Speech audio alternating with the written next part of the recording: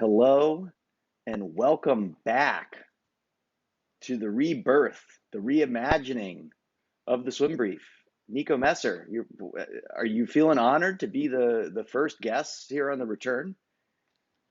Hey Chris, yeah, very much so. I'm not sure if I should feel honored or flattered, because your list of people um, that you wanted to get on for the relaunch of the podcast, Yeah. there's way more important people on there, people that I also would like to hear from. So I don't know if it's just like, oh, they were not available right now, because you just kind of wanted to get it started, and so it reverted to me. So maybe I should feel flattered. You still think, oh, okay, I can bring him on, or maybe it's just okay. Let's start with him. So then maybe should feel more like honored Well, because we've well, we've been on this together a couple times, but we'll have one, and then we'll hope the good ones come after this. okay. So let me explain. There's a couple things going on here. First off, I thought it would be a nice bookend because one thing that you and I have going is probably one of my last, pre-corona experiences was with you over Hmm. in Norway, and we'll get into that a little bit here Yeah. um, on the podcast. So that's sort of a nice bookend. Like you and I were together sort of right before everything changed in the world, um, and that's a good thing.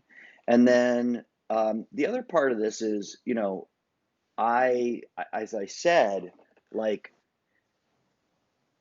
I want the swim brief to provide stuff that you're not getting on other podcasts. And I did a little bit of market research, right? That I've been out there.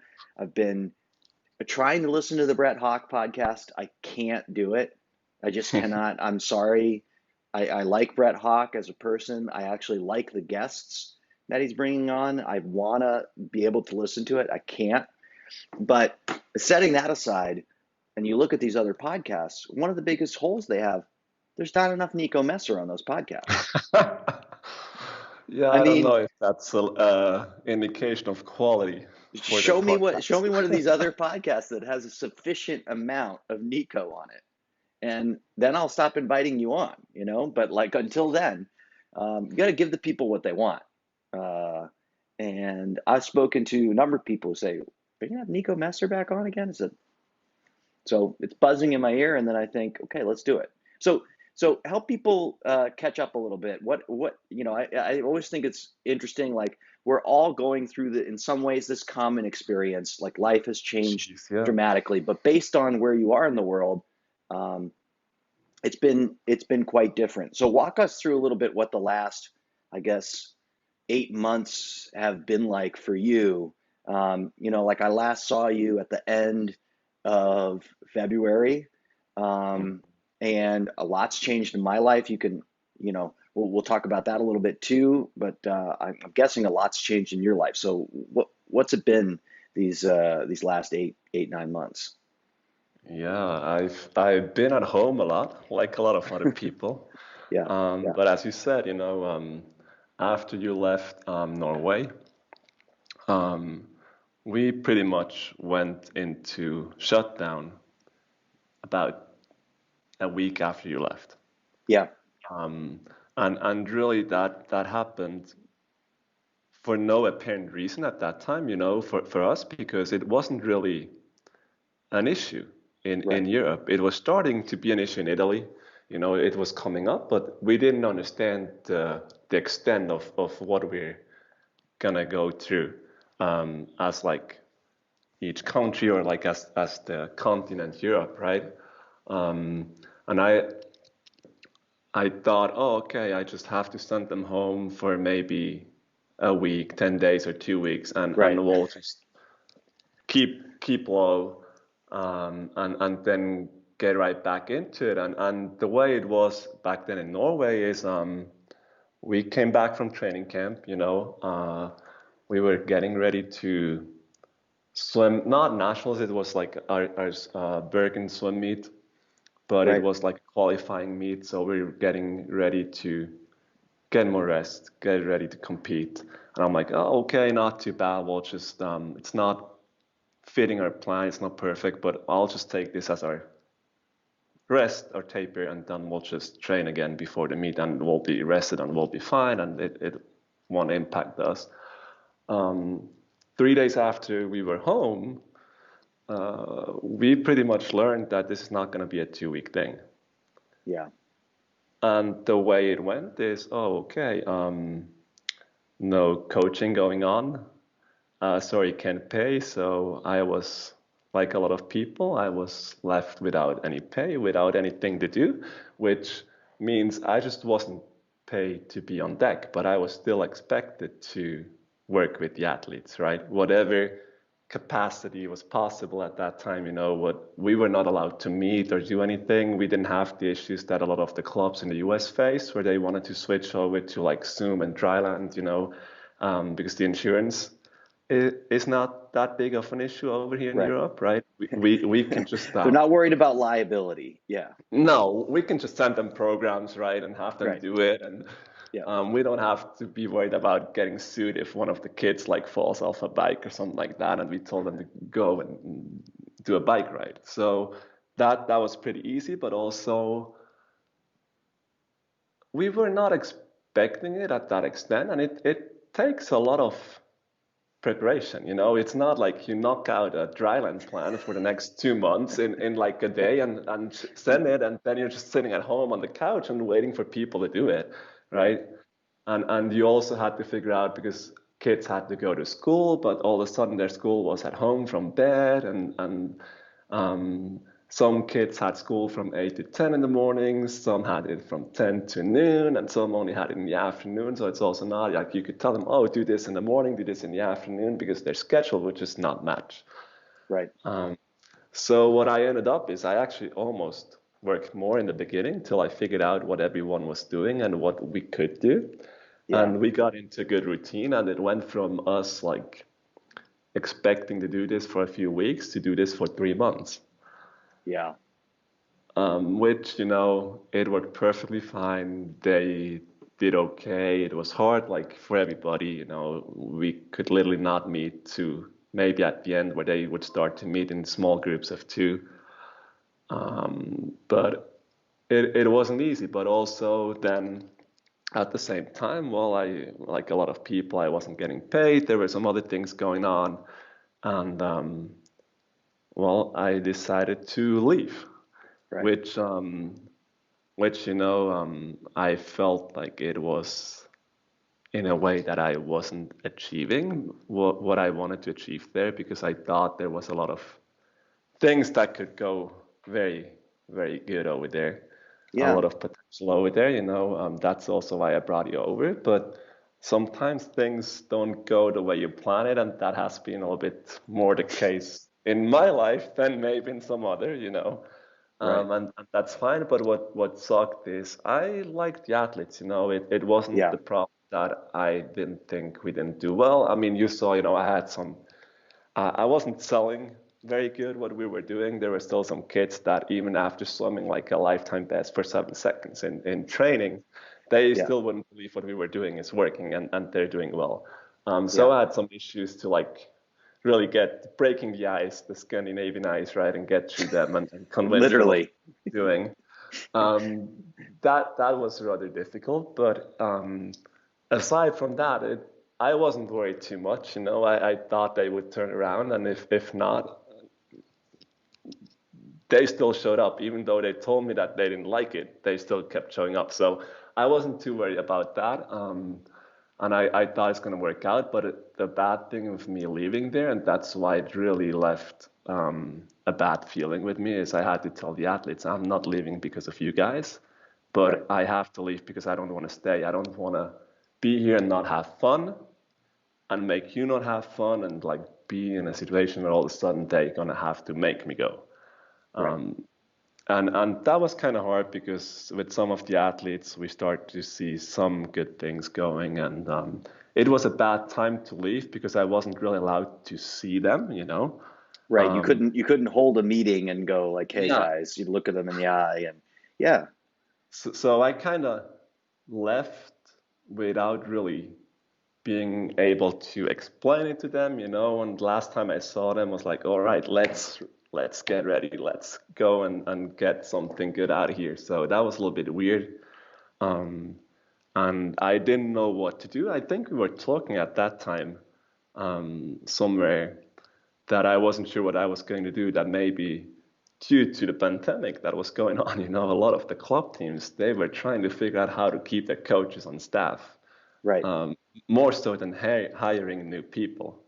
Right. Not a lot of teams were saying, "Oh yeah, please, Yeah. um, Let's get some new payroll going here. yeah, Yeah. we have some extra cash. Let's Yeah. let's hire some people, right?" So I wasn't sure if I was gonna be a coach, um, or do it in the same way, and also um, I was a little bit unsure because I felt like I failed, with what I was trying to do over there, and I didn't. So I was like a lot of people do sometimes. I was going through a period where I had some doubts, but mostly doubts about um, my abilities, Mm. uh, you know, more so in the way where I was trying to figure out, can I really do this? Am I good enough to be a coach at the level that I would like to be a coach?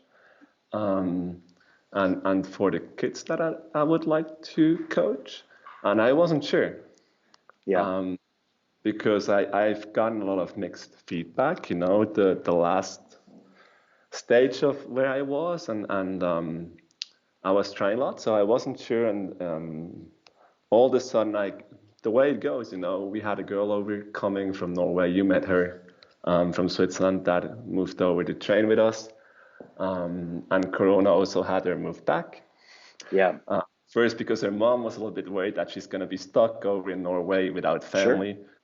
Sure. But then also, she was trying to switch and join the university over there. And due to Corona, they didn't accept any of foreign students. So she just kind of had no choice other than leave. Yeah. The club team that she left, they were going through some changes. They heard from her that I may no longer be staying in Norway, and this is how things go. So we came to talk. Um, I decided to give this a shot, even though I guess in any other circumstance I may not have considered this job. Right. And I'm very happy that I did. And I mainly did it for a very cool reason. I think I'm not sure if a lot of people do this. The guy I'm working with now used to be my coach when I was like a little kid. Oh, I didn't know that part of the story. You guys you and I have communicated a little sporadically here back and forth over this time, but wasn't expecting that.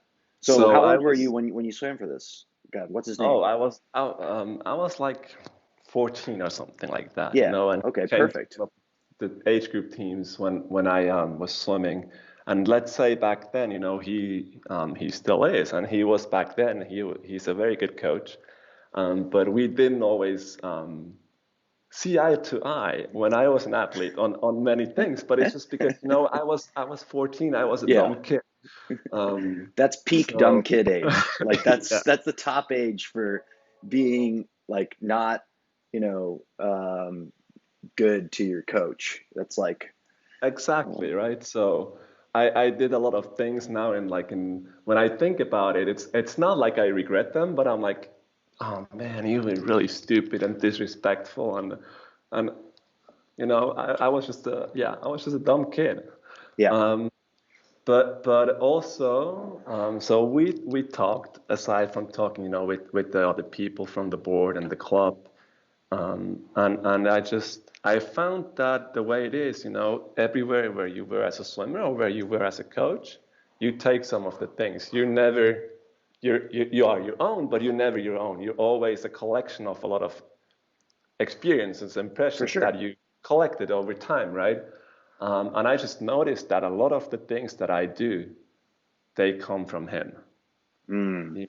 Like being a maniac collecting data on training and everything. I don't track the volume, well, less I do. That's Oh, another I'm podcast that we can do, right?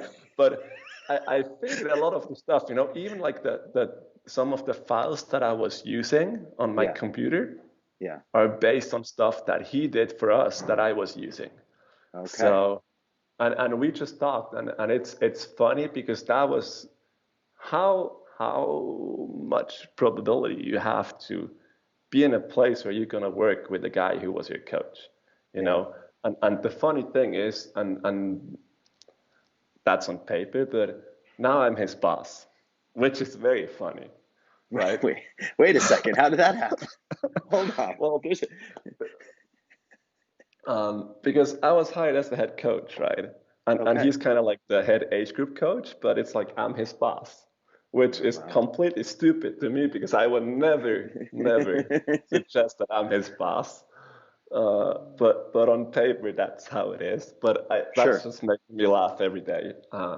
But it's been so good, because he has been away from coaching for a bit before he got back with this team. He only got back with his team last year, and he took a break for 10 years Mm, because he did what you did. He started to be the guy at home taking care of the kids, right. and it has been great. I did not I was hoping for this. That's why I decided to accept the position because I really wanted to work with him, but I could not have thought that it would go this well. It's just a lot of things that I know it's going this well because he knows a lot about me, Yeah. and but he also understands that I'm no longer the little 14-year-old kid, you know, Yeah. and it's really going really well, and I Wow. really enjoy it. I think it's a really special thing. It's really cool. I'm still learning a lot again, because of course now when we discuss things, um, we both have two different angles. Right. I have the angle, oh, okay, I have my experience as a coach, but I also have the experience of me being a swimmer for him. And he has the same thing. He has the experience, oh, I was a coach, but he has also the experience, oh, I coached you. Yeah. And and and it's pretty cool. It's really easy to work this way, and it's also very productive, which is something that I have missed in a long time. Yeah. Yeah, I mean I feel so many parts of that as you're describing it that resonate to me. Of course, we're recording this in my office, so you're going to hear a phone ringing every now and then. That's just the production quality you expect from the swim brief. That's hey, it's better than my kids yelling in the background, right?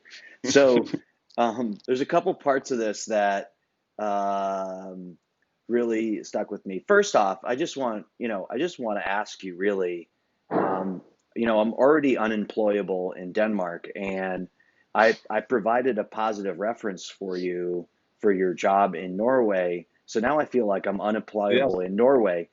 Oh, you are. Would you consider making some trouble in Sweden so that I'm totally blocked out of all the Scandinavian countries? Is that something you thought about, or I uh, haven't. I think you're still okay in Sweden, yeah? but you certainly don't mention my name when you apply in Norway. That could hurt your chance of getting employed. Well, I guess I'm not sure I could ever get my wife to move to Norway anyway, so it's probably a moot point. The other part is I think honestly, although it was so hard, like I don't want to discount how hard it is, how hard it was to step away from day-to-day coaching and try to start my own business. I mean, I was feeling really good about where I'd gotten to business wise when I saw you in February. Yeah. I built something from the ground up where I was making a reasonable income. And, 2 weeks later, like my last sort of big normal swimming event, I was on the deck at the college swim coaches um, invite there for kids who have B cuts but haven't qualified for NCAAs, and I was pressing the flesh and talking to people and setting up stuff for the next year, and uh, planning to sort of expand the whole operation. And then I just got punched in the mouth. And, I think part of me always wants to acknowledge, like, yes, there's a demand for some virtual stuff in the space that I was doing, but Mm. I honestly found I was not interested in it at all. I think a lot of people are having this experience, I know, in sort of white collar jobs working from home, that yes, you can do your job from home. Um, you don't maybe don't particularly enjoy doing a lot of the interactive parts where you interact with other people from home. And my whole job was basically my interactions with coaches and swimmers and stuff. And the part that I really enjoyed about it was traveling to a place and being there with the people and hearing, and I just thought, yes, I could continue to try and do this stuff, but like it's again, let's just like you said, it's not going to be fun. Um, and I think definitely having taken that step away and sort of prioritized my home life a bit more, I just recognize that I'm going to burn out on anything work wise. That it's not to say that I should be smiling and walking around the whole time like I'm having the time of my life, but if it's a real drag day to day, I'm going to quickly find myself going like, why? Why am I doing this? Um, And of course, the other part of it was like you know, I think my daughter's school closed down on like Mm. March 18th, and they said, we'll do it for a week. And I thought, Yeah. well, okay, maybe it'll be 2 or 3 weeks. She hasn't set foot in a school building since then. Oh, So okay. it's been, How's the homeschooling going? it's hard. It's, we're gonna have to mark this podcast explicit. It is hard as shit. Yeah. It's been really really hard. My son too, who's 2 years old, was the daycare shut down. So then I had both kids at home all day, and that was March to August. He Mm. went back in August, and he's been there since then, which has been a huge relief because the spring of homeschooling it was honestly a complete disaster. At some point, I had just had to stop sending my kindergartner to virtual kindergarten because she was in tears, and um, it was only half an hour a day anyway. Mm. Um, so I just figured it was not worth all the stress for something that really wasn't. So I think, again, they had to come up with it on the fly. Things have been a little bit more organized in the fall. We've had a couple of false starts where they said they were going to start in September, but then they didn't. They said they were going to start in November, but then they didn't. Now we're going to start in February. We'll see. I'm at this point I'm planning for a whole school year But that's, then I saw done you did some virtually. stuff learning out in your garden and like chasing animals and stuff like that. It Well, looked like a lot more fun than school. so what I figured out eventually, the best experience was, after we realized we were settling in for the long haul, um, we contacted, like, we probably had 3 months where we were not seeing anybody but the four of us in our family. And then we made a very sort of cautious expansion to add another family Mm-hmm. um, to the sort of group of people that we saw. And To your bubble. yeah, we bubbled up. We bubbled up, and myself and the mom of that family, she had two children as well. We just we woke up in the morning, we took all the kids outside for 3 hours. There was a park by me that, when sort of pre-pandemic, was a place that wasn't designated as such, but people just let their dogs run Mm-hmm. around Yeah. off leash there. And then they shut it down during that period when they thought it was a good idea to shut down. I mean, we're rewinding all these like weird things that someday in history we'll look back like, why did they do that?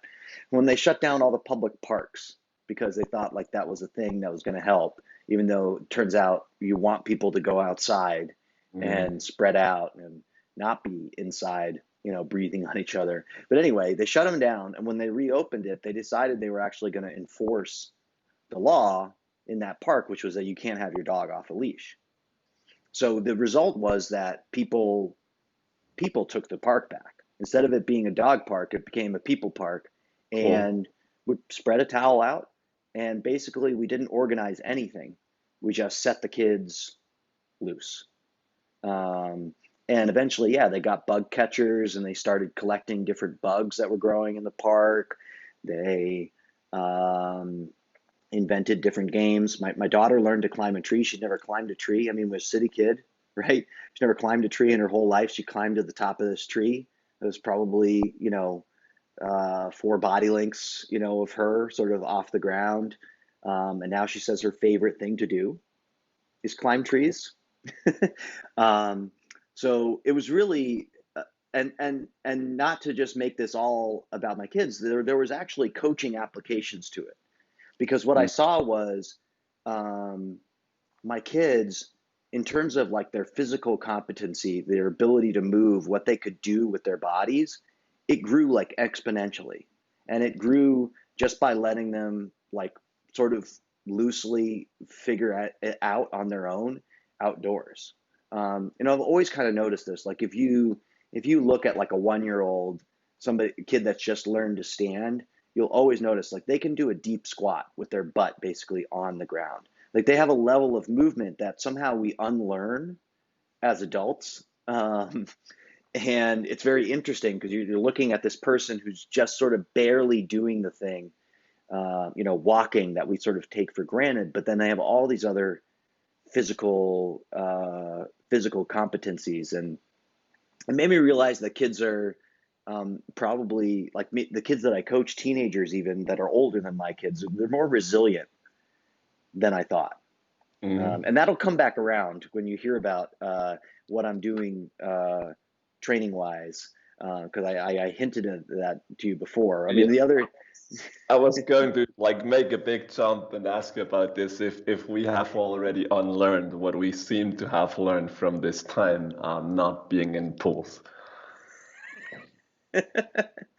I don't, I don't, um, I don't think so. Hopefully not, because as you and I discussed before we started this, I've been having this great time, and people can, I won't talk too much more about it on the podcast because you can catch up on it reading all my blogs, what I've been up to, coaching wise. I'm back on the deck day in, day out. I'm coaching a group of high school age swimmers. That's a short version of it. And, but I'm looking at a month off, or at least 4 weeks off. And based on the conversation we just had, who knows how long it's really going to be. Yeah. Starting on Friday. I think we're going to see if we can't figure something out to keep in contact, but hopefully we haven't unlearned those lessons, because it's the other thing that's been incredible is, yes, we've gotten back into swimming and we've been doing this, that, and the other thing. Um, we had a meet 3 weeks ago. Kids swam incredible at it. Kids swam incredible at it, and they've been back in the water. They were off March to June here, Mm. and then they were in, June to November, and they were they were really, I mean, all throughout the team, they were ready to do something.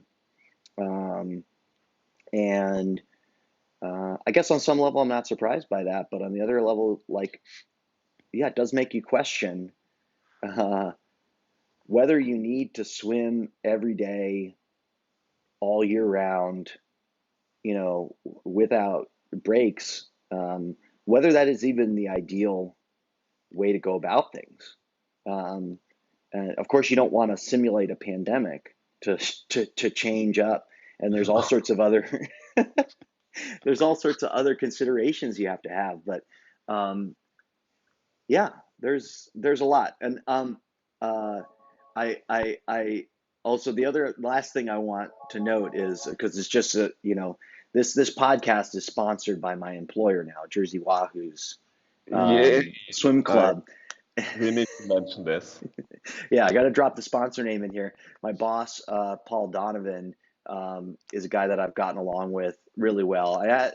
I had the luck of that was a club that I was working with for a whole year before I came to work. It's really, like you said, you knew your coach. I felt like I had a good chance to sort of preview what it would be like to work here. Um, Quite a bit ahead of time. But the real reason I want to shout him out is one of the things him and I have often joked about is all the people who say I don't count yardage. I feel like that's actually a tell. That's like because you even said it in your answer. You're like, I don't count yardage, and yet I collect all this data. Mm. So maybe you're not directly No, accounting. I care very much and I count, but it's very funny. Um, because the team I've been on, they've been used to, and some of that was also to the pandemic, it just Right. changed a little bit, but they were just getting in and they were just swimming. I think at some point they didn't even care what it was, or I would go as far as say they maybe didn't even know what they were doing really. They were just swimming for 2 hours, Yeah. and it just added up to 6.5 or something, but just something a lot in my books, right? And now I know what we're doing, and we haven't done that much. Um, I think we've passed 5K once. So, but it's not to say that passing 5K is good or bad. It's to say right now it's not what we can do. This Yeah. group is not ready to do whatever it is. What we're able to do adds up to less. Yeah. And we started with very little, like a lot of people, because we didn't have enough pool space for everybody. We didn't have the usual hours. Time. Yeah. So it was different, right? But the way I just started to look at it, and it comes from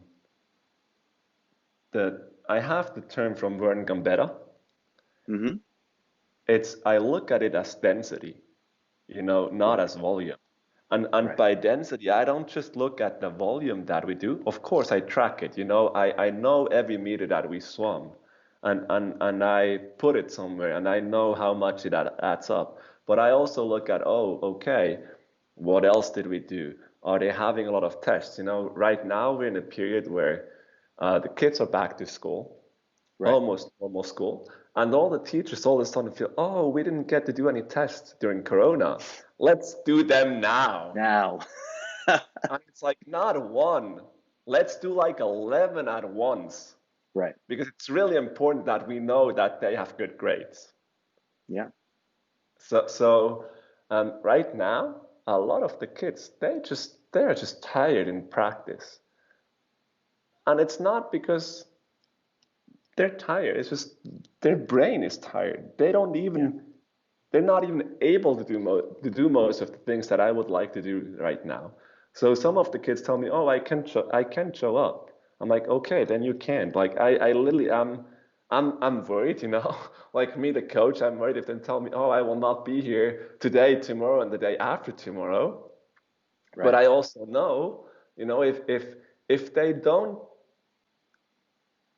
study, they will not show up for a very long time because their parents will shut them down. Yeah. Because school has just been a big issue. I don't know how it was in the US, but kids didn't get any grades here due to Oh. Corona, by the end of the school year. So Yeah. there's a full year of students. We don't know if they passed their grade or not. Like they actually did, like my cousin, he um he had to redo 1 year. Yeah. So instead of finishing high school, he's now in his last year of high school because he had to redo. But now he's really mad because all of his classmates, his former classmates, some of them maybe were not as smart as he was, but now they got their high school diploma without any of the exams because there was no grading, Mm. there was no exams. They just passed, Mm. and he didn't. That's not to say that he would have passed, but he could have had it easy if he had had a better year before, if he wasn't too lazy to get the good grades, right? So now the teachers are very worried because there's a whole lot of people that, oh, we don't know if they're going to find jobs, if they're going to be able to go to university Right. because they didn't get grades and blah, blah, blah. And now they feel like they need to make up for this so that they get a whole bunch of grades, you So know, I and just want to I just want to yeah, interrupt to explain to people from the U.S. because this is sort of a point of order, and I'm going to make a couple assumptions about the Swiss because you guys got kids in gymnasium, right? That's what high school is called. exactly, yeah, Okay, yeah. so this is very funny to people in America that high school is called gymnasium. I think it's called that in Switzerland. It's called that in Germany, Denmark, the In Scandinavian most of countries. European Yeah, countries, yeah. yeah, they have this term gymnasium, but it really just means High school. school and yeah, high school. And um, one of the sort of unique things that make that system unique from the high school system in the U.S., so that at least I know happens in Denmark, is you have these oral examinations at the Hmm. end of the year that are hugely consequential to whether you pass or Yep. fail or get a good grade or get a bad grade or whatever. So what you're saying is those were called off, obviously, because there was a lot of problems being able to hold that kind of stuff. Mm. So there were either kids that were passed through based on how they were doing before that. Um, um, so it's actually like very consequential to the school year to not be able to have examinations, where Americans sort of may be thinking like, oh, well, you write your paper or your homework grade or whatever that, they'll just figure that out because they don't necessarily have that system of those exams at the end of the Exactly. year. Yeah, Yeah. So if let you know, like to explain easily, if some of the kids decide, oh, I don't want to go and keep studying, I'm not going to go to college. If they're going to go and look for a job, right. and Which is they're going to get. plenty of people do right out of Yeah, gymnasium. because we have the system, right, where they're gonna go in and actually learn on the job for 3 or 4 years, and they're gonna get a diploma that they know how to do the job. Right. Um, but usually, if you apply, if there's maybe three people applying and there's only one position open for that job, then they will look at your grades, and of course, they will take the kid with the better grades. You For know, sure. so that's why people freaked out and oh, kids are not going to get a job because they don't have grades. People don't know how to select people if we don't have grades. Right. How do we know who's better than someone else? I'm like, well, people usually know because they talk to the people, right? They Right. notice if people are morons if they talk to them. Yeah. It's as simple as that, but it's Do people are your own freaking out of it, examination. Find out what they know. and it just makes me laugh. But so I really look at density and it Yep. makes it a lot different. It still has me worried, because I can just flip the switch and turn this off if people tell me, "Oh, coach, I'm not coming to practice." Like it Sure. makes me mad, because I want them Yep. to be there because we know that consistency is key. But as you said, does consistency mean I have to be there 365 days in a row? Or what does it mean? And how is recovery part of density Yeah. and stuff like that? So I just started to look at it a little bit different, and it makes me less worried. And also, it makes me a lot less worried now. And that's not to devalue the kids, but the people I work with right now, it doesn't matter. It literally won't, For once, we don't have any meets, there's nothing going on, but it's not like, oh, we have this kid on the squad, and if we don't get tomorrow's practice in, she's going to lose the 50 freestyle at the next national championships by 110 Right. because we missed this practice. It's not the case. So I just want them to be there if they can. I want them to have a good time, but I'm really not worried about that stuff anymore. And at the same time, I'm very worried about it, because not not Yeah. because of the volume, right? But because I think it's still bad, when you um, are at the point where you have so much issues in school that you cannot come to practice. Because I just know that if you start to have problems in school, you will start to have problems in swimming and in other Right. areas in your life, Right. right? So I need to take care of it so you can do both. But I also think some of these kids, they're going to go home after school, their head is going to be so full, and they're Yeah. not going to sit down and study. I Right. think they're going to lose more time going home trying to study than if they would come in and maybe swim for half an hour, go home and study then. Sure. Because Do then they know, something. oh, I only have this much time to study. Right. And it needs to be really productive. But the problem is, some of those kids have long ways to go. So Yeah. it's just not feasible for them to do it, to come to practice for half an hour, because the pool is not just like 10 minutes from where they live. It's maybe an hour. And then it gets Mm. really unpractical. So, but yeah, I track and I do count yardage, very much So, so. so wait, so this is the moment where I want to say, so listeners of this podcast will know that I think the people that really like some of what we've done, this was especially some of the early stuff where we, talk through some different types of workouts and stuff. So I'm Yeah, listening to this, and now I can confidently say I'm doing more volume than Nico. you probably are. Yeah. And just like listeners of the podcast, like just think of that, because you probably listened to me attack Nico for doing repeat 400s. How stupid is that? Why would you do something like that? I'm telling Nico that now every Monday on the team that I coach, I do 4 800s every Monday in some form. Now, last night it ended up being 32 100s. So it wasn't 4 800s, but we did 32 100s last night. And the guys at work, like Paul and um, uh, the other Jake Shackelford, who's here, um, they're teasing me because they've read all my podcasts. So they've read all my blogs and they've read all my podcasts, and they're teasing me that um, I've moved over to hashtag work works. Um, but really, honestly, um, I I mean, I will just say, like,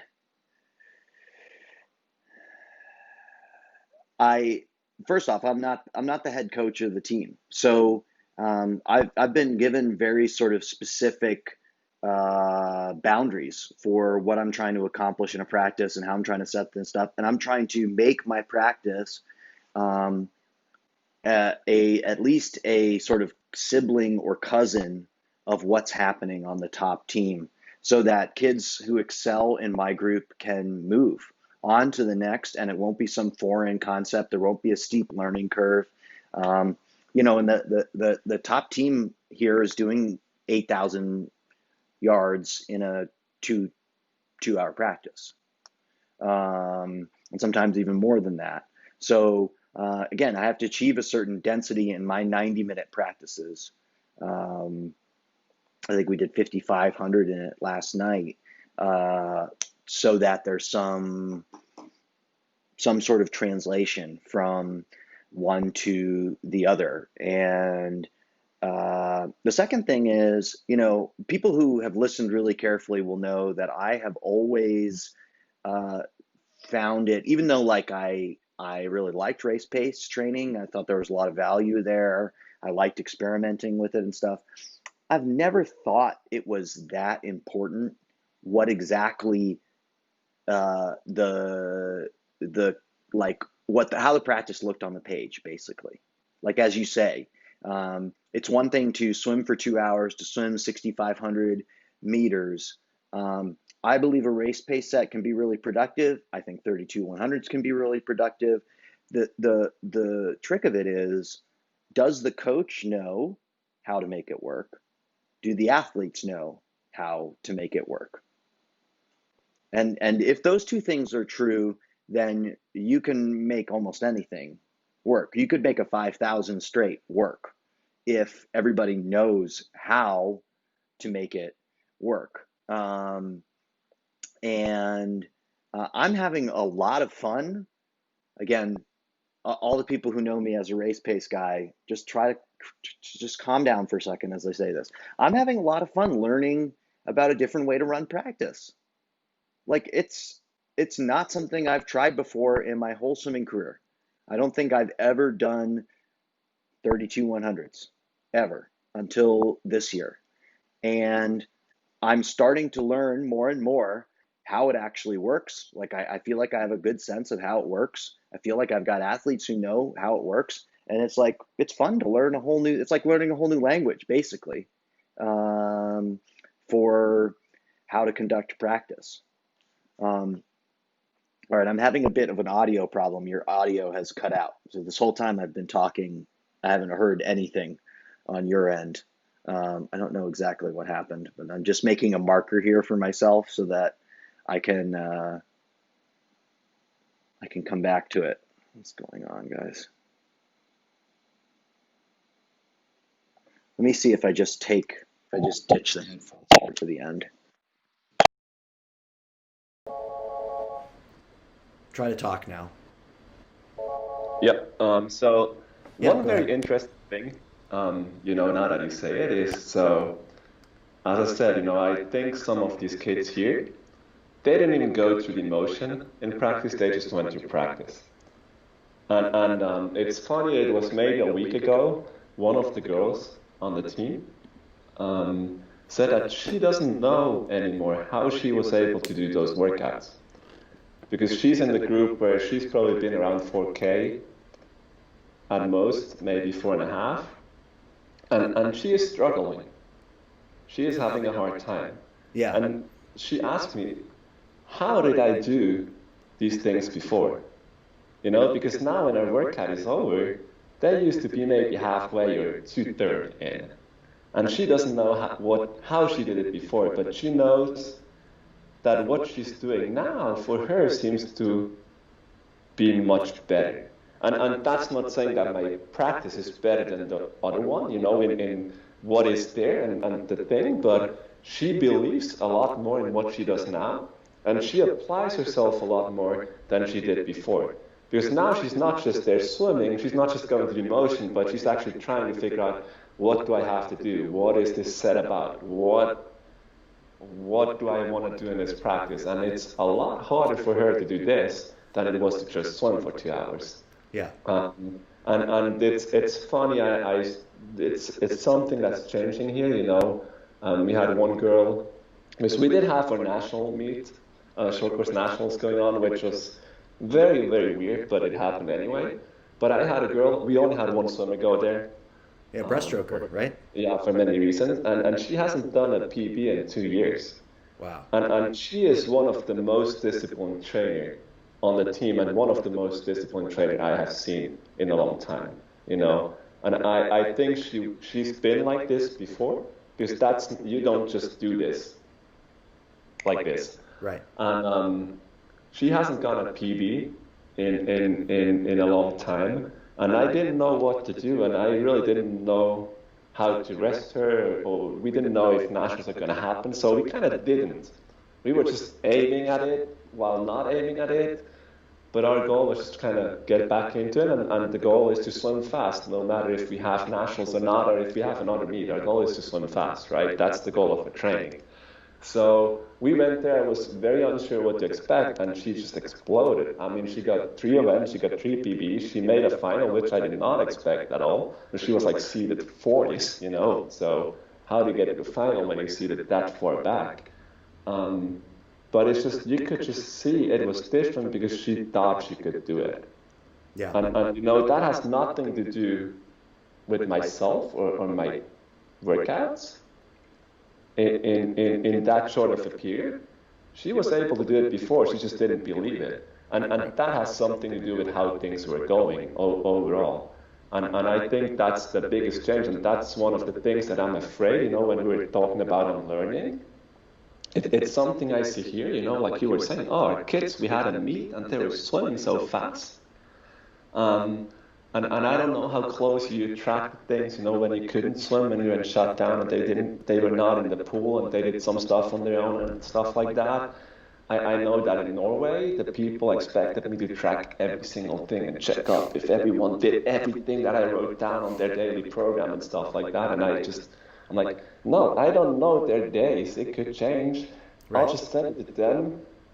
It's a recommendation, it's ideas. They do whatever they feel they want to do. If they don't like what I write down, they go and bike, they do something else. I really didn't care.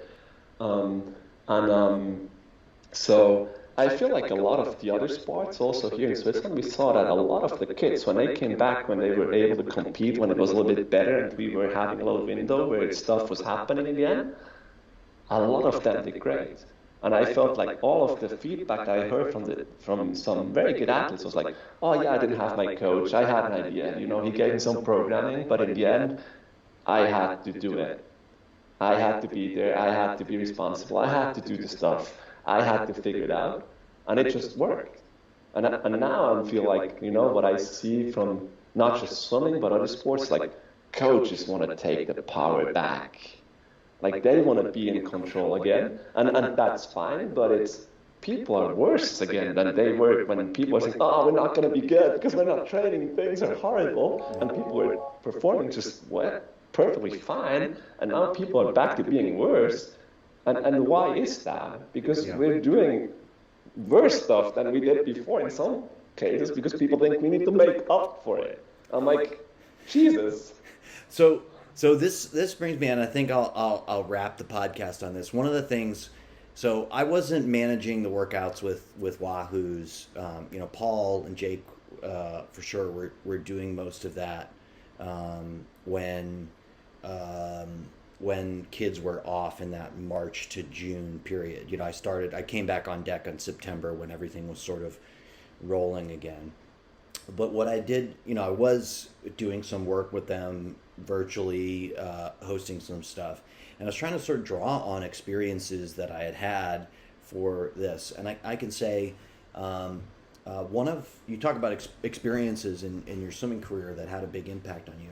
I mean, I swam in college in the NESCAC conference. It's probably the first or second best Division III conference, depending on whether I think it's much deeper than the one Kenyon is in, but it doesn't have that sort of consistent Kenyon Denison type level team in it.